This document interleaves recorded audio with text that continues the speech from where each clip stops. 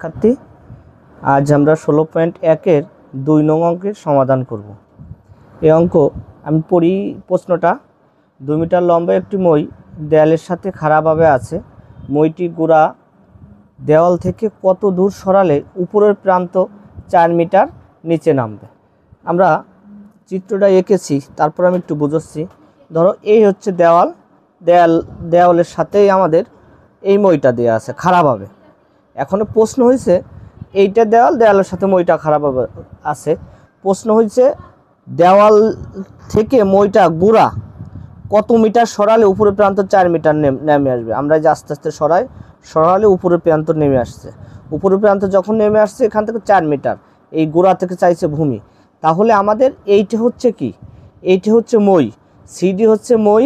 তা মইয়ের দৈর্ঘ্য হচ্ছে 20 মিটার দেয়া আছে, 20 মিটার দেয়া আছে। আর এই গোড়া কত দূর, এইটা আমাদের ভূমি চাইছে। আর এ 20 ছিল হচ্ছে 20 মিটার, কিন্তু 4 মিটার নেমে আসছে, তাহলে এটুক থাকে হচ্ছে 16। আমাদের BCX ধরি। এখন আমরা যে তথ্যগুলো দেয়া আছে সেগুলো লিখি। দেয়া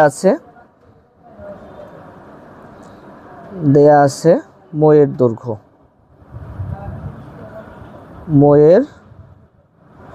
দৈর্ঘ্য,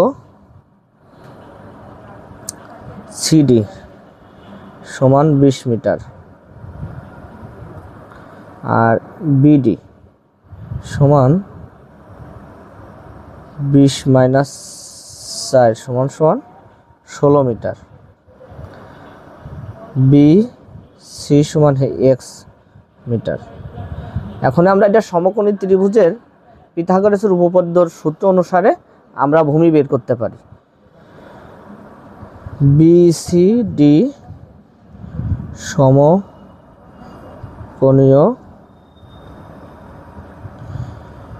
ত্রিভুজ থেকে পাই। এখনো সূত্র হচ্ছে অতিভুজ স্কয়ার সমান লম্ব স্কয়ার প্লাস ভূমি স্কয়ার। আমরা ভূমি স্কয়ারটাই পাতাই। এই BC স্কয়ার সমান CD square minus BD square. সূত্র ভূমি স্কয়ার সমান অতিভুজ স্কয়ার মাইনাস লম্ব স্কয়ার। আমাদের সব মানগুলো এখন BC সমান X স্কয়ার, CD সমান মান হচ্ছে 20 তার স্কয়ার, আর BD সমান 16 তার স্কয়ার। X স্কয়ার 400, 20 স্কয়ার করলে 20 × 20 400, 16 স্কয়ার করলে 256, 16 × 16 256। এখন আমরা মাইনাস করব, 400 থেকে 256 144, স্কয়ার উঠে গেলে ওই পাশে রুট, 144 রুট করলে 12। এইটাই হচ্ছে আমাদের অ্যান্সার।